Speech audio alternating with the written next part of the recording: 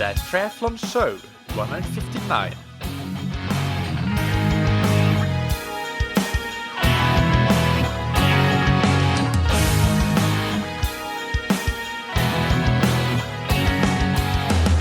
Hey, what's up everybody, and welcome back to another episode of That Triathlon Show, the podcast presented by scientifictriathlon.com.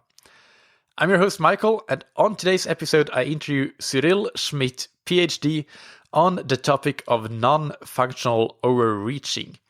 We'll get into defining that in the interview, so I won't waste any time on that. But it's an area that Cyril has done a lot of research on as part of his PhD.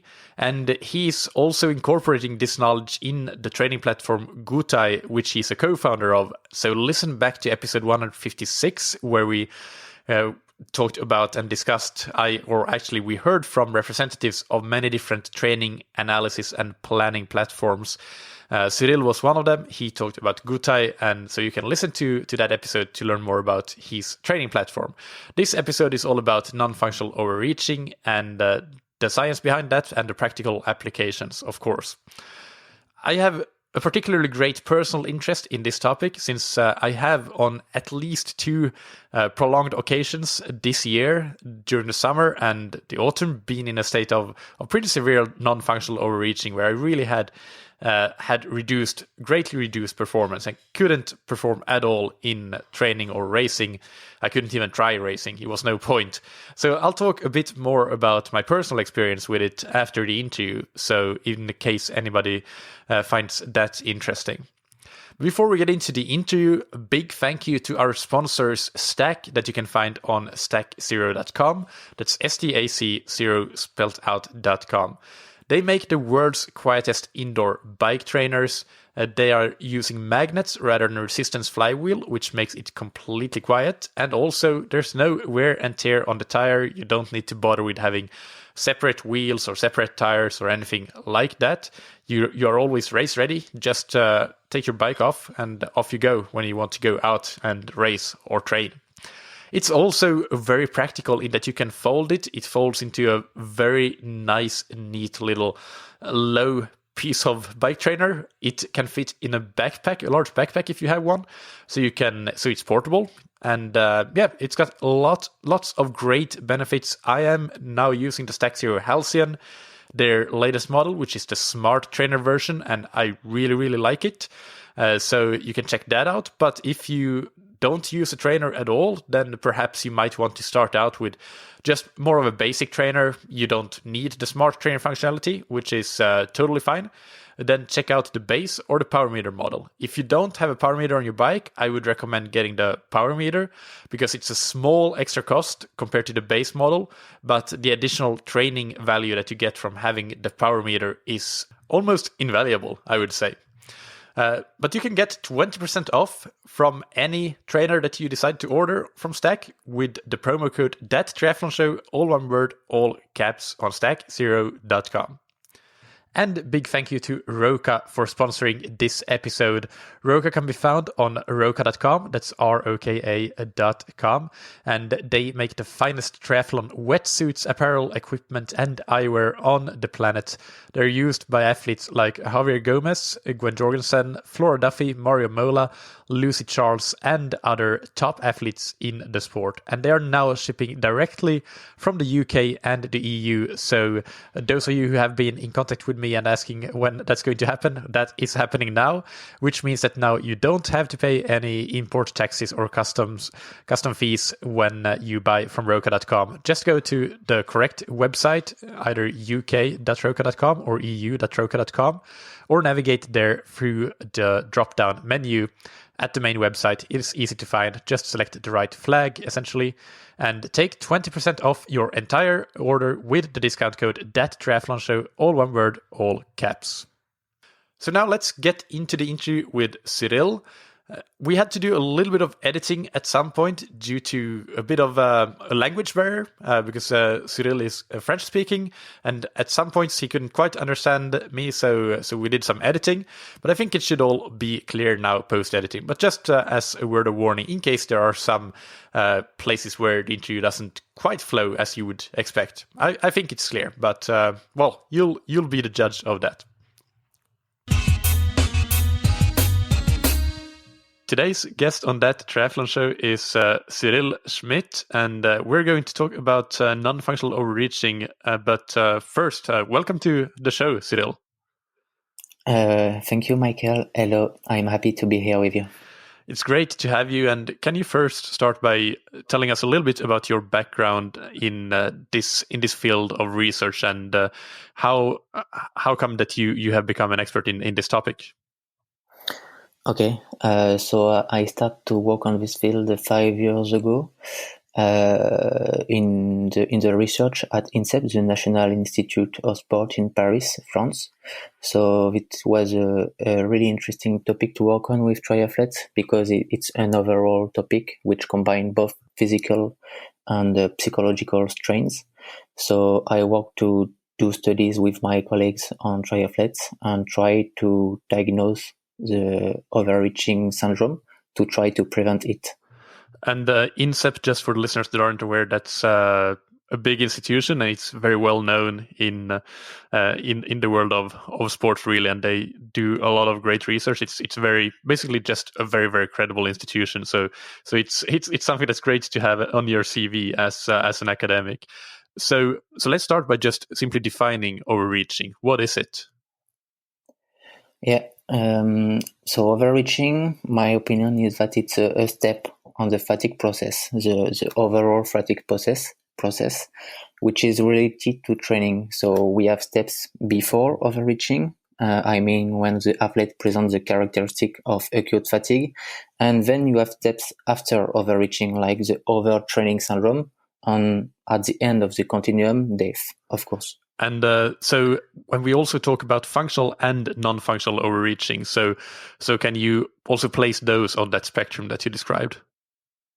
Yeah, you're right. It's very important to do the difference between these two steps because actually overreaching is an in-between step, and at this precise step, the fatigue which is induced can be either beneficial for performance or detrimental.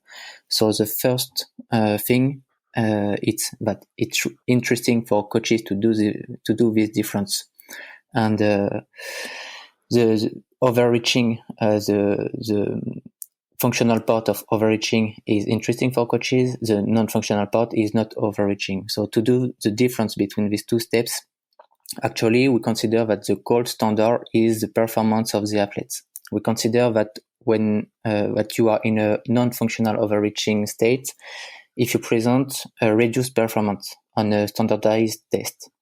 If not, you probably are only in a functional overreaching, as the fatigue level is not enough to impact performance, even if it is pronounced. That's really athletes, good. Sorry, go on. Yeah. Okay, thank you. So, however, athletes are not able to do a performance test twice a week to monitor this difference between non-functional overreaching and functional overreaching.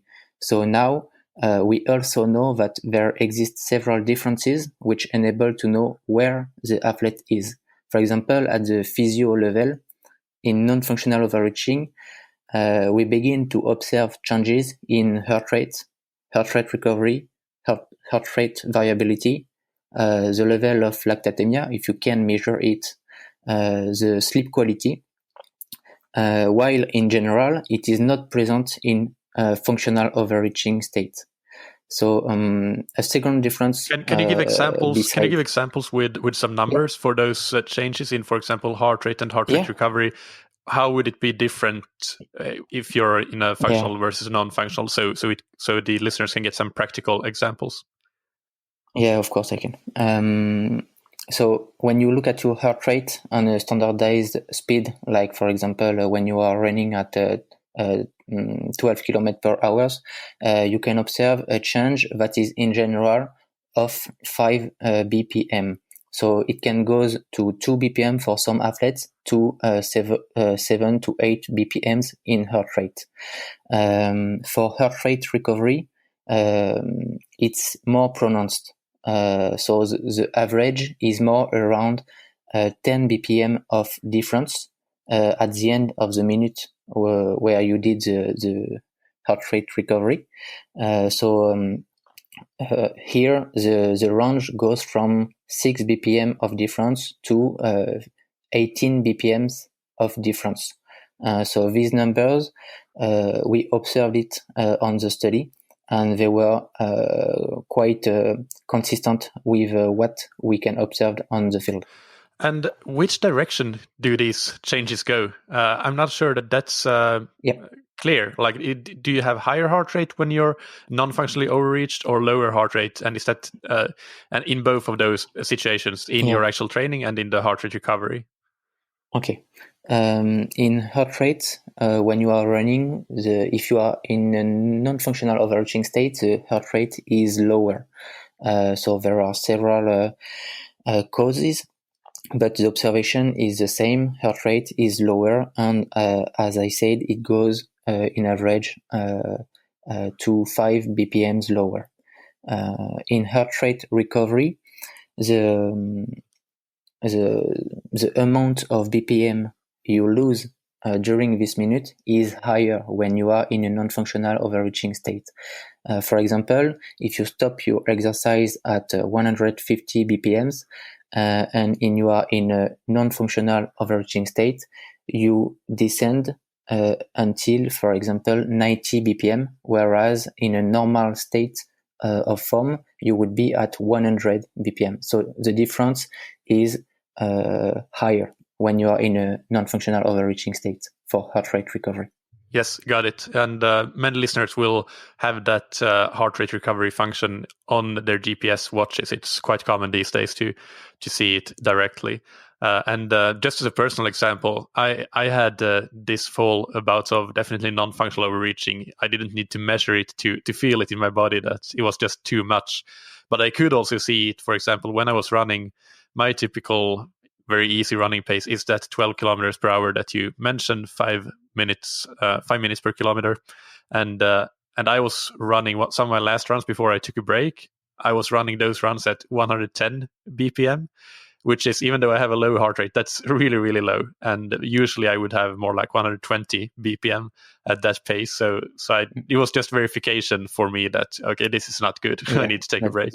The good point to mention here is that it is systematically associated to a higher perceived exertion, to a higher sensation of effort. Because if you progress, for example, you know that you also can observe this difference I mentioned on heart rate and heart rate recovery. But it is good symptoms of improvement. Whereas you are in a non-functional overreaching state, you have the same symptoms at the heart rate and heart rate recovery levels, whereas the difference is that it is associated to higher perceived exertion. So the mechanisms behind it are different, but you can observe at the heart rate level the same observation. Yeah. And just quickly, let's not talk too much about overtraining, because clinical overtraining is something that is very rare, very, very rare for age group athletes, which is the audience of this podcast. To achieve, you really have to almost be training at a professional level with a lot of hours in most cases to get that. But to be clear, what is the difference between non-functional overreaching and overtraining syndrome? Yeah. So fatigue is process. So I said it. I think it's a continuum, and when you go along this continuum, you will find the same symptoms overall. But three things make the distinction between overreaching and overtraining. First, the intensity of the symptoms. You can present the same symptoms, but they are more pronounced in overtraining. So, for example, the levels of fatigue, the level of vigor, we find levels which are the lowest for the person when the person is in overtraining. So the intensity. Then the consistency of the symptoms. You find the same symptoms, but they appear more frequently. You present more illness. You have more bad nights, a low libido, etc. So the consistency of the symptom is a characteristic of overtraining. And third, the duration of the symptoms. So as I said, the deeper you go in the fatigue level, the more you need time to recover. And in overtraining, it can take until years to fully recover. However, even if it is a general continuum, I think we should consider that each function of the body which is involved in performance, could be specifically subject to overtraining at its own level. For example, at the muscular level, when you increase the load, the final step is injury. If you push mental toughness, and we know that it is a important factor in prolonged events, so it leads to loss of lucidity and hallucination, and you can do a lot of errors on these specific parameters. The same for thermoregulation. The final step is heat stroke, etc. So each time a main function of the performance reaches its own limit, it endangers the athlete and the performance, even if, of course, each of these functions is related to the others. But it's a picture. So when we try to increase the overall load in an athlete at a sufficient level to induce fatigue without leading to overtraining, in fact, it is about how training is able to adjust the load applied on each function and at each session. It is how fast we anticipate each function. Yeah. So sorry, go on if you have something to add. No, that's the point I wanted to say. I mean, at the end, that training is about periodization, but not of the session's intensity, but of the performance-related functions. And we have to take care of not overloading too much each one of them. Yep. Okay, so what about, let's start to move a little bit into some practical applications here. For example, like you mentioned already, that functional overreaching, it is still part of the fatigue spectrum, so it makes sense. You have to feel tired to get the adaptations and to improve. But what are some examples?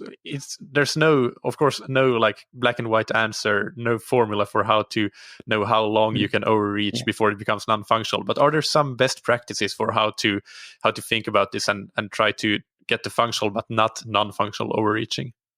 So could you repeat, Michael, your question, please? Yeah. So what are some tips, some advice that we can give so that for how to try to make your training functional overreaching, but not non-functional, to push enough that you can get adaptations, but not push so much that you get into non-functional overreaching? Okay.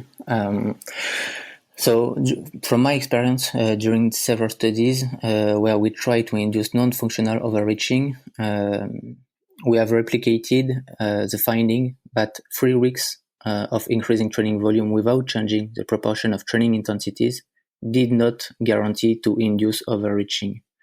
On the opposite, we can find in the literature that 3 days of competition are sufficient to induce the first sign of overreaching. So at the end, there is no rule when trying to say how many days can I go through this training before being overreached.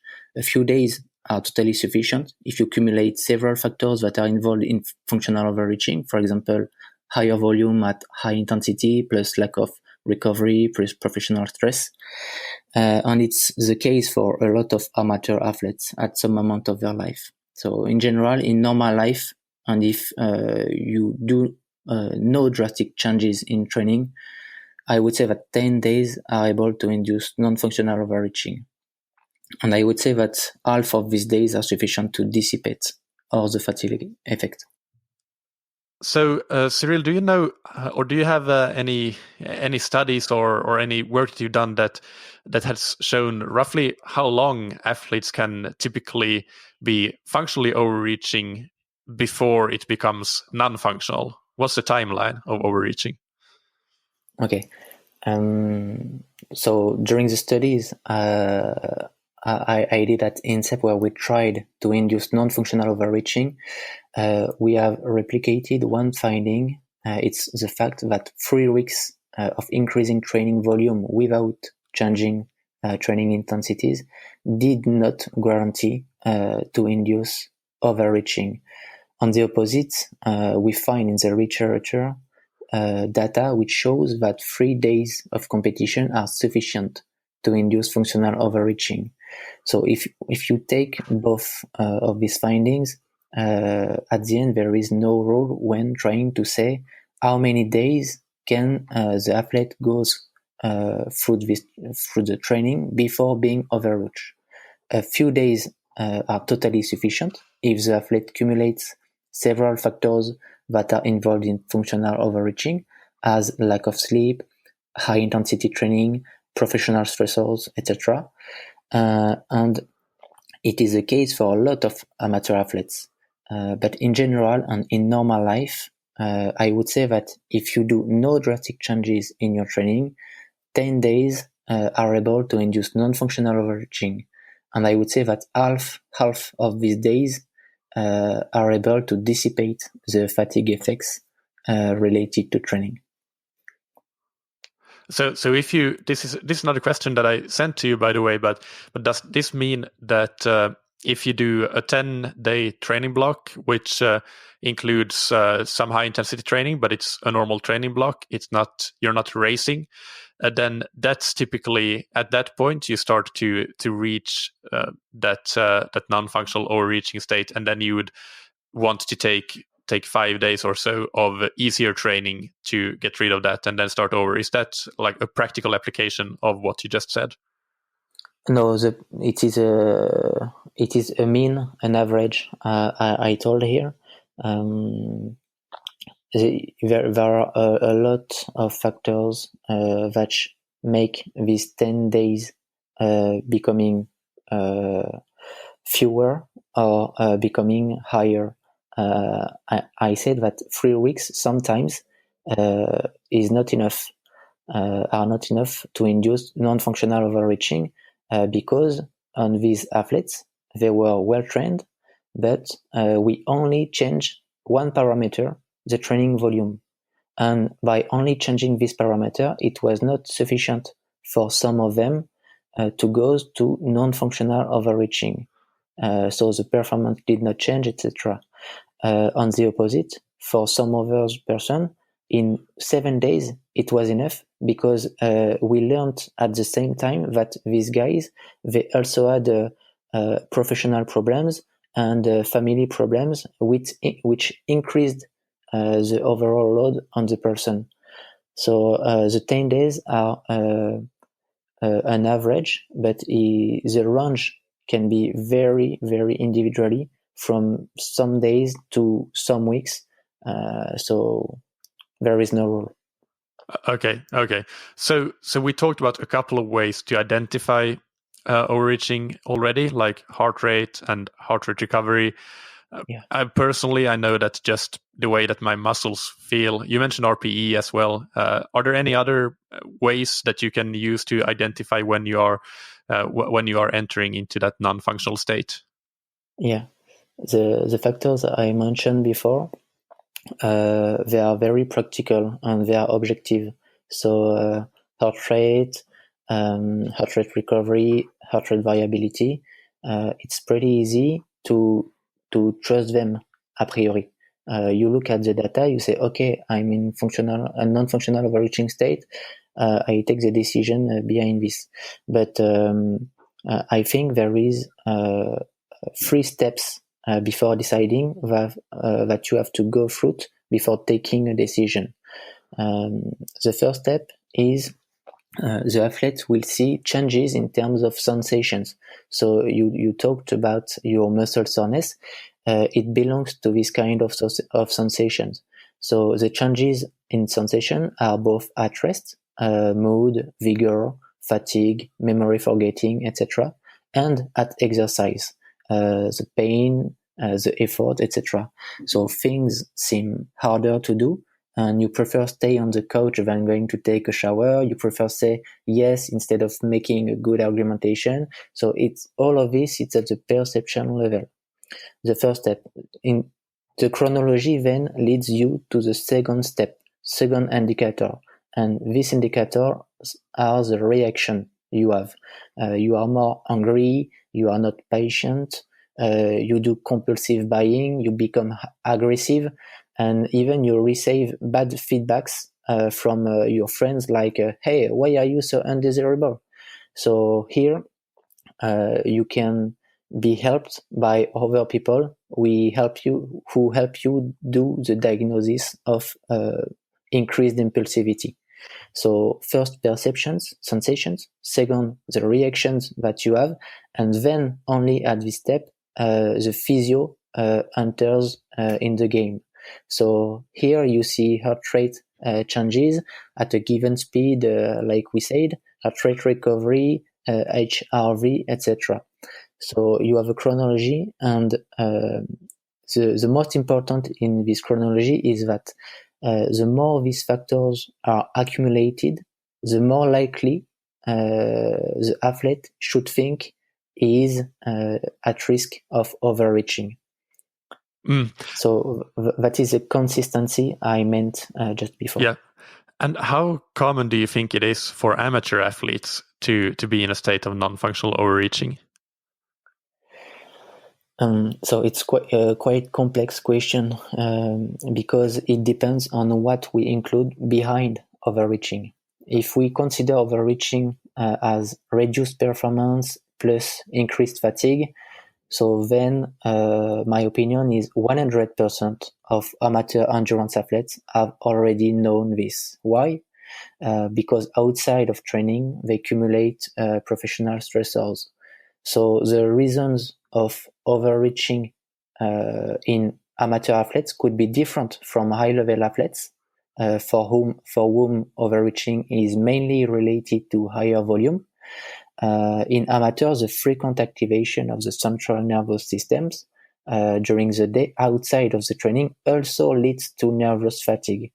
And on the continuum of fatigue, it leads to falling deeper in the fatigue process. I would like to give you an example, which I think very interesting. 3 years ago, we did a study which has been led both by INSEP and the Brain Institute in Paris, and we wanted to know what happened in the brain of athletes led to non-functional overreaching after 3 weeks of overload. And the fMRI data showed a reduced activation of the frontal area of the brain. That is the part which serves to do complex mental operation. And this was present only in non-functional overreaching athletes and not in functional overreaching athletes. So it was a good finding, but what is interesting is the fact that the results were precisely the same for people who were asked to do a 6-hour task in the fMRI, similarly to a work day, a reduced activation, a reduced frontal activation. So what does this mean? This means that you can have a source of stress that could be different, physical versus mental, but at the end, it includes the same effect at the nervous system level, the same inability to resolve complex tasks, to do a high performance, and the same impulsivity. So either if the athlete is amateur or professional, we observe convergent mechanism. And that's why 100% of amateur athletes can themselves be or have already known a non-functional overreaching state, because they accumulate both physical and mental stressors. But so okay, that's a great answer. But if we consider that the amateur athletes, they have to go to work, they have their families and their other obligations that does cause stress. We can't ignore that. We live with that, and that's great. And training is for most, it comes, of course, and should come after all of these things. So if we take that into consideration and realize that amateur athletes cannot train the same way as professionals and only focus on training, how would you answer the question if we have to accept the fact that we go to work, we have families, etc.? So repeat the question, Michael, please. Yeah. So what I'm trying to get at is, does this mean that you think that 100% of amateur athletes should train less so that they would not? I guess that's not what you mean, but yeah. What I mean is that 100 persons have will know or have already known a non-functional overreaching state. This is what I mean, because of externals, training-related factors. So I'm not saying that everyone has to decrease his training volume or intensity. I'm saying that when the athlete does this, he has to specifically take care of the external parameters, which at the same time can increase the load, the overall load on his organism, the load which is already increased by the training specificities, and which thus has been adapted to the other components of the life. Okay. Okay, it's clearer, Michael? Yeah, a little bit, but I think that.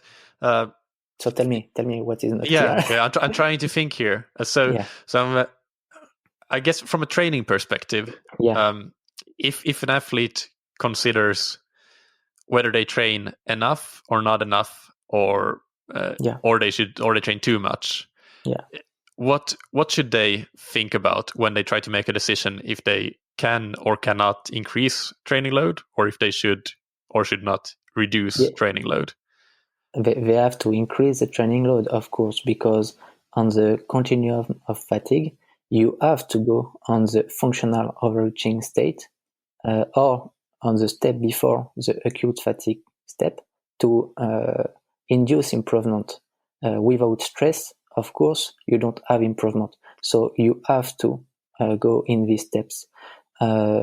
What I try to say is that just don't go deeper in the fatigue process. And the step after is the non-functional overreaching step.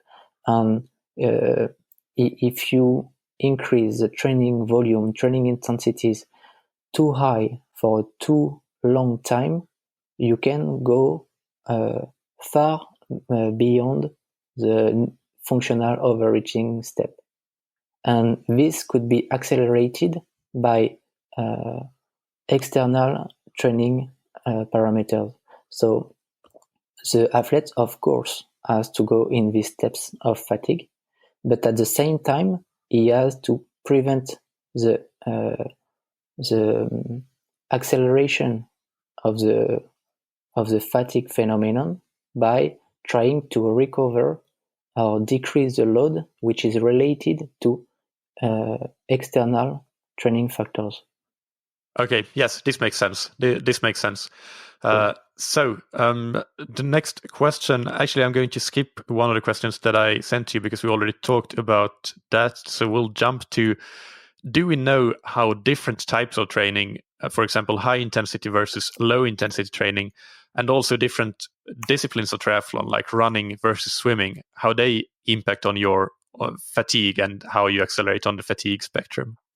Yeah, so the response is actually quite well known, and we know that both factors of intensity and volume can lead to non-functional overreaching. However, high intensity has been much more associated to non-functional overreaching, while low intensity can, on the opposite, be beneficial for the central nervous system recovery. So this difference is due to both physiological solicitation at high intensity, I mean increased level of carbohydrate oxidation, changes in immune function, etc., and psychological stressors too, because at high intensity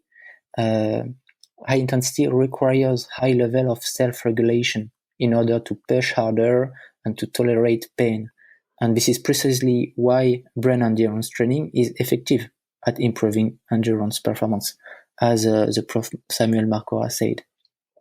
So similarly, on the activity mode, the higher the level of constraints on the organism, the greater the chances of non-functional overreaching.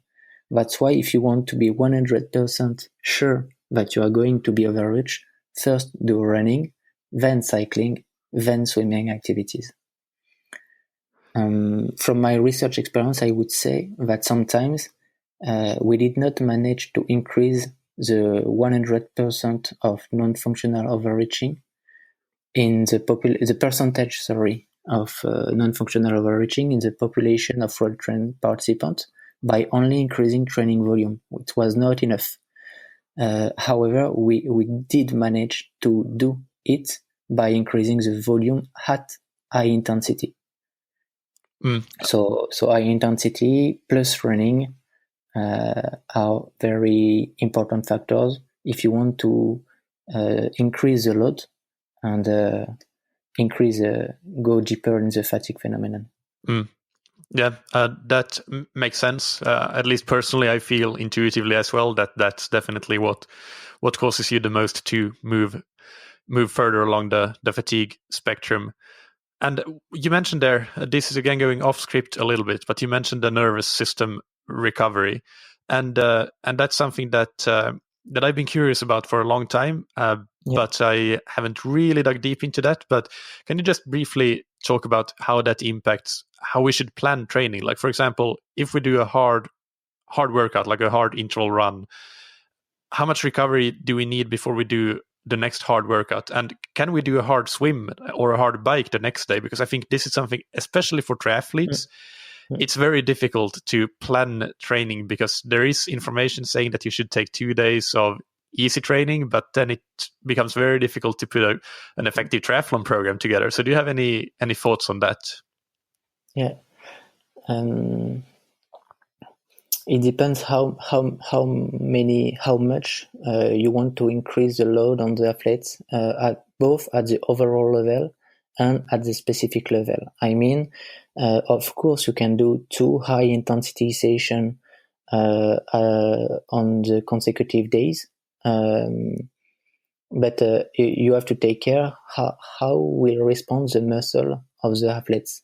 So in this situation, you can have a very high increase on the overall load, I mean on the nervous level. So it will increase fatigue, which is sufficient to induce progress. However, at the muscular level of the athletes, it will lead to an intolerance, and the athlete will manifest maybe too high disruption and maybe an injury. So you can do high intensity on consecutive days. It's not a problem since you monitor how the athlete reacts both on the overall level with fatigue scales and RPE scales, and at the local level to ensure that the athlete will not develop specific injuries. So to do this, you have alternative strategies. For example, to stimulate the athletes at the cardiovascular level without increasing the muscular load. You can put it in a heat chamber, and we know that heat will exacerbate the cardiovascular strain. So you will maintain a high level of solicitation at the cardiovascular level and at the nervous system level overall, without including a high level of constraint at the muscular level. So you have strategies like this that you can apply depending on your goal. It's clear? Yes, that's clear. And just also to give, like, if you are a pure runner, for example, are there, or I've seen specific guidelines, for example, after a VO2 max workout, you should generally recover 2 days after fresh or before you do the next hard workout or whatever it may be. The sort of guidelines that you've seen. Is there science behind that, and what does it say in single sport endurance athletes? Of course, there is science behind. In general, recommendations are made on averages. That's why these 2 days are guidelines, because when you do a hard session in training, for example, you induce a high level of constraints at the muscular level, which progressively dissipate 36 to 48 hours after the session. So 2 days. But it does not mean that it could be faster or at the opposite longer. on different athletes. So it's an overall recommendation. At the end, the athletes want to adapt his training to his response and to his agenda, has to monitor how he personally reacts to the previous training.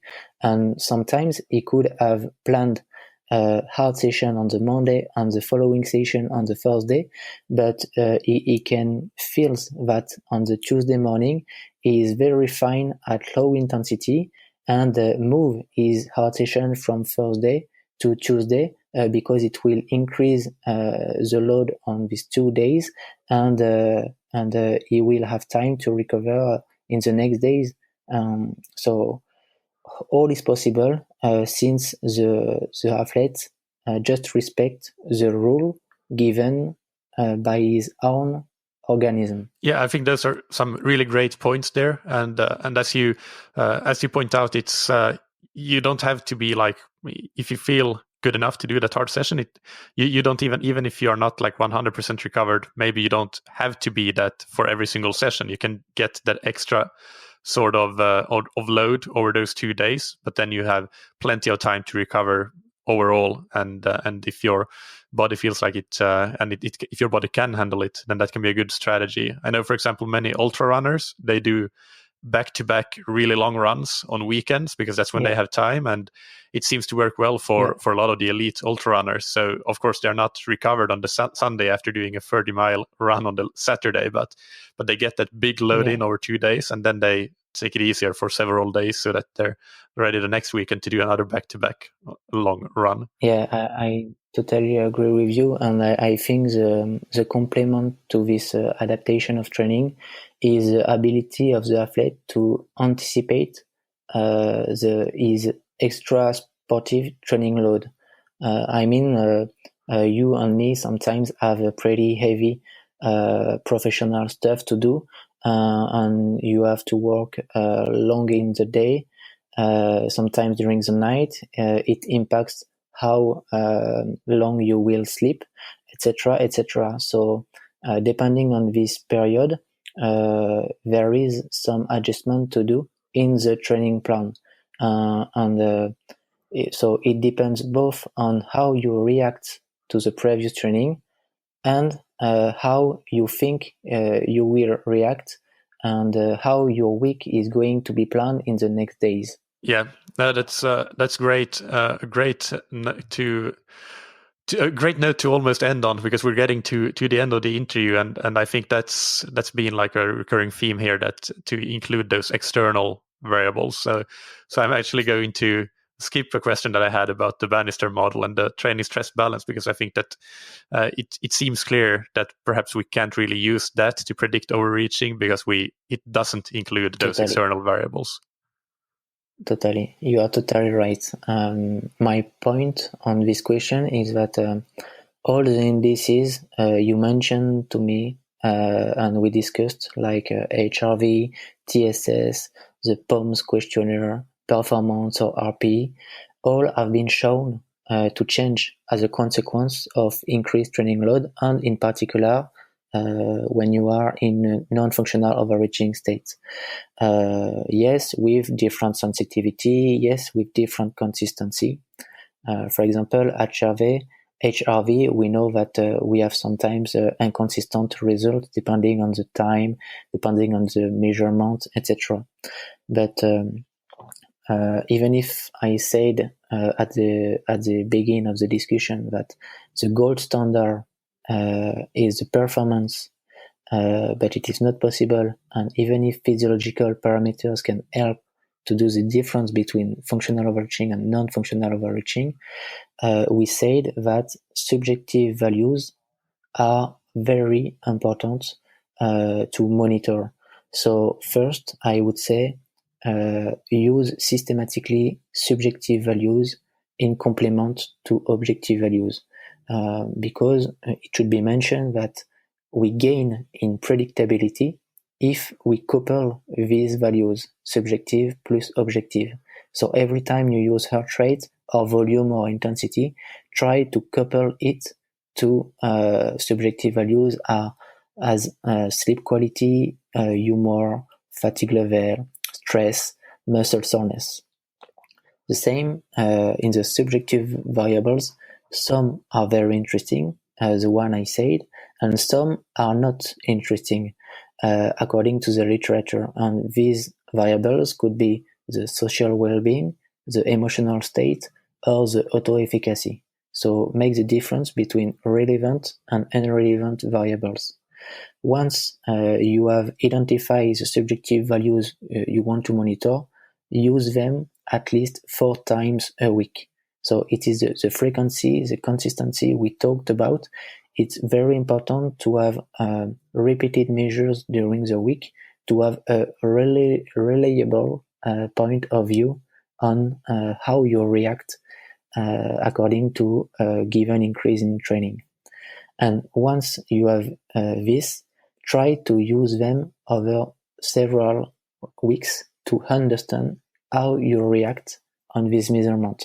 So, for example, you have decided to monitor your training characteristics in terms of quality, in terms of quantity, in a specific period of increased training load. Do it not only for 1 week, but do it on several weeks, because you will learn on these specific variables how you react according to a given stimulus. It's important to not change very systematically one variable when you think it doesn't work or not. It's important to learn to work with each variable you include in your training parameters.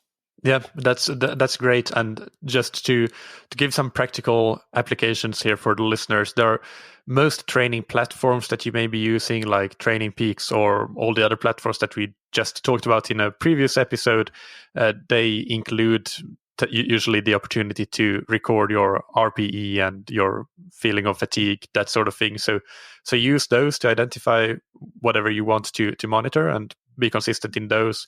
There are also apps, of course. I use HRV for training personally to monitor my HRV, and it also includes a questionnaire with those same sorts of questions with fatigue level, and so that's another way to monitor, and that syncs with these other platforms as well. So and even just putting a notebook on your desk beside your bed or something where you jot down when you wake up in the morning how you feel, something like that. But there are many ways to do it, but the important thing, as you say, seems to be to try to couple them with the objective data from your training and see how they affect each other. Totally. You're totally right. So, final question: what future developments do you think we might see in the realm of overreaching in the research and in the practical application world? So research is pretty unpredictable. So I would say that at the technological level, research is actually trying to build tools to enable to have simple, unbiased, low cost, sensitive, and reliable measures for coaches or for athletes directly. And it's very complicated because at the moment you can have specific parameters which is quite effective, like the lactate measurement, but we can't have access to this in everyday life. And some others are very expensive. Or some others, for example, like the subjective measures, they are unreliable for some coaches because they don't believe in the athlete response. So research is trying to combine all these characteristics, like simple tool, unbiased tool, low cost, sensitive to overreaching, and reliable. So I think at the techno level, it is the perspective. At the statistic level, I think research is accumulating data, and this is really good because in the next future we will be able to say, okay, this kind of population is more predisposed to overreaching according to the time spent in this activity, the duration spent in such activities. So at the moment, we are accumulating data, which will enable us to do statistics and to do calculation for specific population. And at this moment, this will already be a good point to establish some recommendations and guidelines to say, okay, you are in this case, you spend this time in this activity, so you are predisposed at 30% to overreaching. It will be more accurate, yes, but at the end, it will not be yet at the individual level of the athlete. So we will be at an in-between step between what we have now and what we should have to do at the individual level. But it will be better. Good. So let's move into the rapid fire questions before we end this interview, and take 15 seconds or less. So be very rapid to answer these. And the first one is, what's your favorite book, blog, or resource related to endurance sports or your field of expertise? Yeah. So my preferred blog is Gutaï. And my preferred book is the one of Idris Aberkan, which is Liberate Your Brain, and because it enables to give new perspective on the way we apprehend the body. Interesting. I'll need to check that out. Haven't heard of it. What's a personal habit that's helped you achieve success? 3, crossing the field, applying to the personal practice, like you said, and thinking that we only know little about the body. And finally, who's somebody in endurance sports or in your field of expertise, again, in the research world, that you look up to? So there is a famous athlete, a German triathlete. I don't remember his name. He did the Ironman of Hawaii last year. And he has long hair. Can you help me, Michael? Which Ironman did you say? He did the Kona last year, and but he did not perform so well because he had trouble in cycling, if I remember. He has long hair, and he is German. It's my. It's long hair. I don't know any German athletes with long hair off the top of my head. Okay, I'm sorry, but I'm sure some of our listeners will know still. Okay. So thank you, Cyril, and please share with us where we can learn more about you, and also we heard about your platform Gutaï in a previous episode, but just quickly tell us where we can find that and learn more for the listeners that may not have listened to that episode, which we'll, by the way, link to in the show notes for this episode as well. Yeah, thank you, Michael. They can learn more on the platform Gutaï.training. So Gutaï, it's Jutai.training, and there are some references there. You will find the application and some data on me, and I'm really happy to interact with everyone. Perfect. Thank you so much, Cyril. It was a pleasure having you on again. Thank you, Michael, a lot.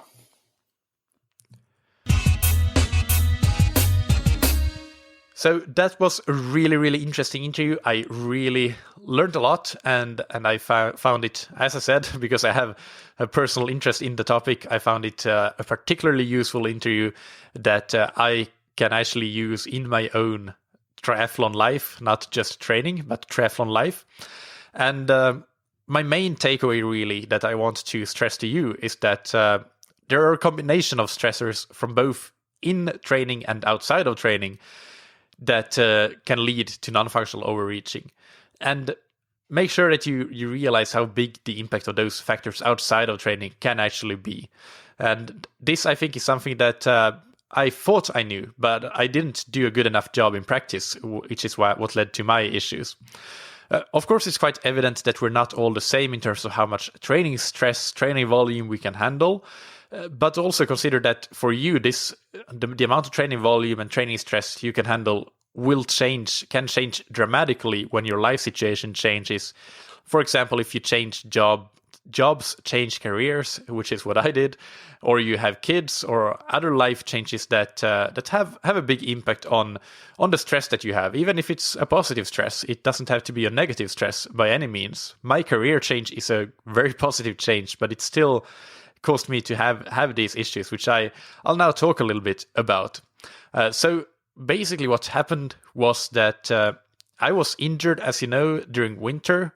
So through December, from December through April, December 2017 through April 2018. Did I say 2017, 2018? I meant to do at least. Anyway, so during that time, I was only swimming and biking.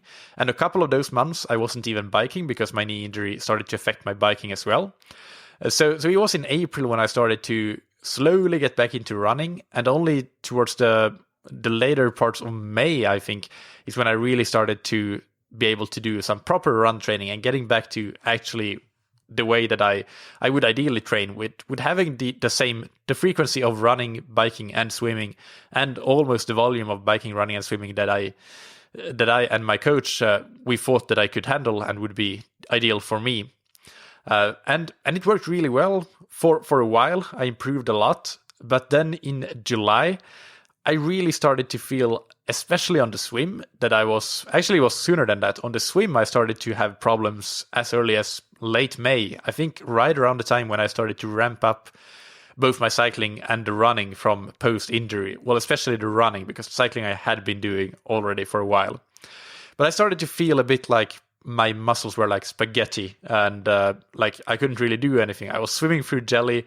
I couldn't really get to any harder efforts. It felt like I was stuck in like second gear or something. I couldn't get into third gear or fourth gear or race gear or anything like that. My muscles just didn't respond. Of course, I didn't measure heart rate on swimming, but I did feel that I wasn't able to really get up to the sort of output that would make me really, really get my breath up, my breathing rate up, or anything like that. And I started to, at the end of June or beginning of July, I started to have these same sort of issues on the bike and the run as well. And then it became more clear as well that I definitely was not getting my heart rate up in the same way. So I had to cancel a race that I was planning to do in the mid-July and took almost a week off. Not quite a week, actually. It was only maybe three or 4 days they were completely off. And then I started training again because I had the important race that on the horizon was the Finnish Olympic distance nationals at the end of August. So we did not consider it worthwhile to take too long a time off. We wanted to take just a few days off and then see how I responded. And those few days off, they ended up being more than enough because I got back and after 3 days off or whatever it was, I did a bike ride, and a pretty hard bike ride, a workout with 4 times 15 minutes of sort of sweet spot intensity. And I did really great. I had one of my best workouts ever, I think. So I felt, well, this is what it's supposed to feel like. I'm back on track. And in a way I was. I really was. I felt good. I did those last few weeks before the national championships went really, really good. It was only really about a couple of weeks of hard training that I did, and then 1 week of tapering, and I had a good performance in the national championships. So I was happy with that. Then I took a week of sort of a transition period where I was still training, even including some sort of moderate intensity workouts, but it was sort of a transition period after that race. And then I had 3 weeks of hard training before Ironman Cascais 70.3, which I won. I won my age group in that, and everything was really great. And then I had 7 weeks until the last Portuguese half-distance race of the year, which was the national championships. And I was supposed to do that. I was in the shape of my life, really, after my win in Ironman Cascais, so I knew that I would be able to do a really good race if I could put a good training block together. And it started really well with a couple of weeks of really excellent training. I was feeling that I was performing even better. I was even fitter than I had been before, which made sense because I had actually not a lot of training before Qashqai's, because there were just a couple of weeks of getting back to proper training before the national championships, and then 1 month between the national championships and Ironman 7.3 Qashqai's. So having those 6 or 7 weeks to work with, I was really positive that I could be in like superb shape for the last race. And it started really well, but then I started to experience the same sorts of issues, feeling that my muscles were really empty, they weren't responding. I saw decreases in heart rate, and it all culminated in a workout, a brick workout, where I had some intervals on the bike. And I was almost bonking even on the warm-up. It felt like bonking. Like my power was already very, very low in zone 1, and I couldn't keep that up, it felt like. I tried to see if I could get my stuff together by doing those intervals, and I actually somehow managed. It was like sort of fairly easy intervals in zone 3. I think I sort of managed to hit zone 3, although not quite the target power, but it wasn't like a pretty workout by any means. It was, I really knew that it wasn't right, but I thought, well, hey, I'll give the run a go. We'll see how the run goes. And on the run, I had some race pace intervals, which would have been much harder than the bike intervals than I did. So on the run then, out onto that, and I was running and feeling that, well, my legs weren't responding at all. And I was looking at my heart rate. I was running at my normal, very easy running pace, which was 5 minutes per kilometer. That would be like a high zone 1 tempo for me. And my heart rate was 10, 12 beats per minute lower than normal. It was at 110 for running 5 minutes per kilometer. And although my heart rate is usually pretty low, I'm 28 years old and it shouldn't be that low. So I know that it should be in the 120 to 122 range or so for that pace usually. And I tried to accelerate, and I only managed to accelerate up to like 4:45 pace, when what I wanted to accelerate to was like 3:50, 3:55 pace. So I quit. I stopped that workout, talked with my coach, and we said that, okay, probably what happened was that I didn't have enough recovery from that first bout of non-functional overreaching, because we only took a few days off because we didn't have time with the nationals coming up to do any more than that.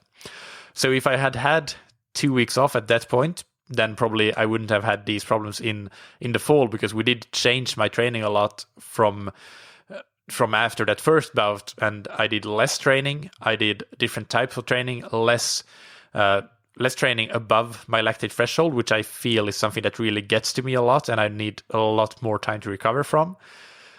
So I think we did all the right changes, but it wasn't quite enough, just because I still had that sort of non-functional overreaching in my body that I hadn't really gotten rid of it.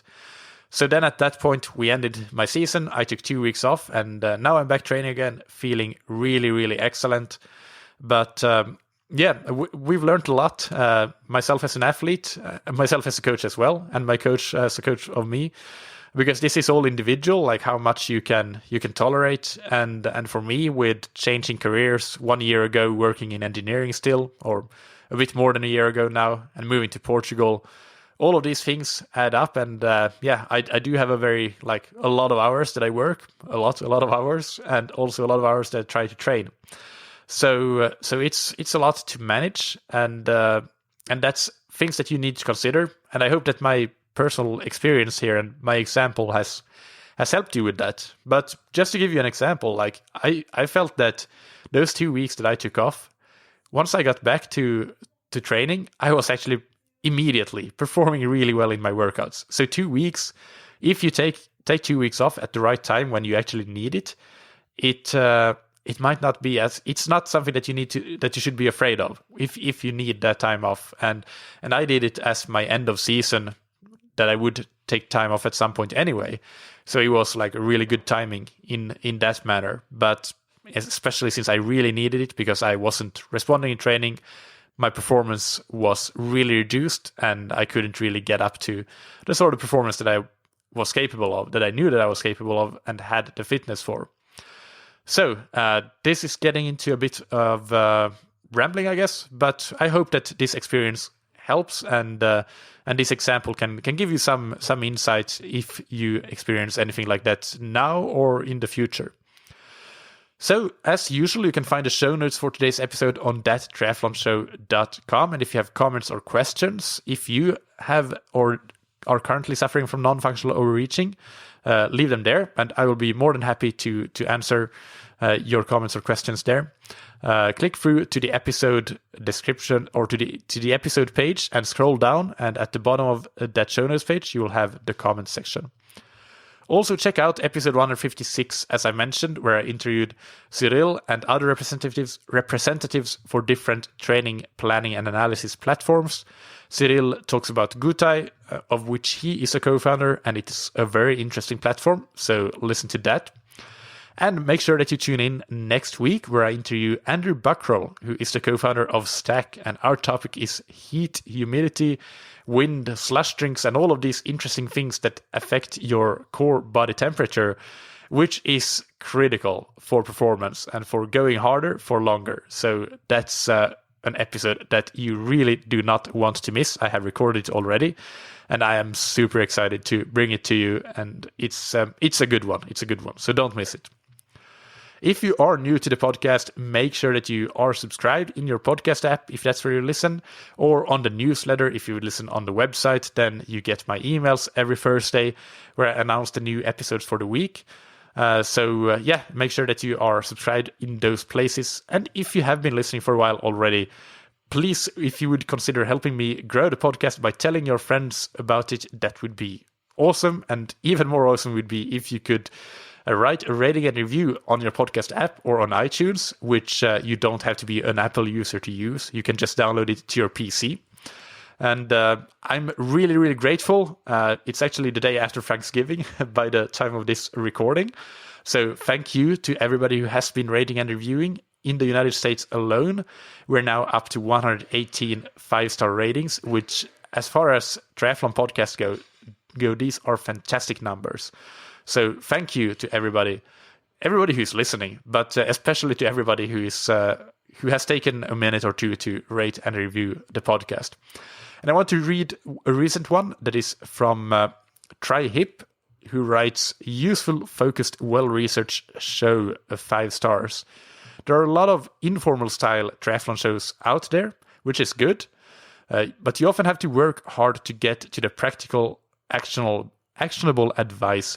This show is different. It does a great job of diving quickly and efficiently into technical topics with focused interviews or specific questions. The information appears to be connected whenever possible to research or references. Thanks." Thank you, TryHip. It means a lot to me to hear that. So I really appreciate your feedback, and I really am so glad that the podcast provides value for you. Big thank you as well to Stack for supporting the podcast. You can find them on stack0.com. That's STAC 0 spelled out.com. And you can check out their quiet bike trainers and you can apply the coupon code ThatTriathlonShow, all one word, all caps, which will give you 20% off any other models, from the normal base model to the power meter equipped model and through to the Halcyon Smart Trainer model, which is the trainer that I use and ride. So check them out and use that coupon code. All of the details are in the show notes and the episode description. And thank you to Roka for supporting the show. They can be found on roka.com or eu.roka.com or uk.roka.com for those specific regions. And you can get 20% off your entire order, whether it's wetsuits, tri-suits, swim skins, buoyancy shorts, swim equipment, sunglasses or goggles, whatever it is. 20% off everything with the promo code ThatTriathlonShow, all one word, all caps. Thank you, as always, for listening. Keep training smart and keep loving triathlon.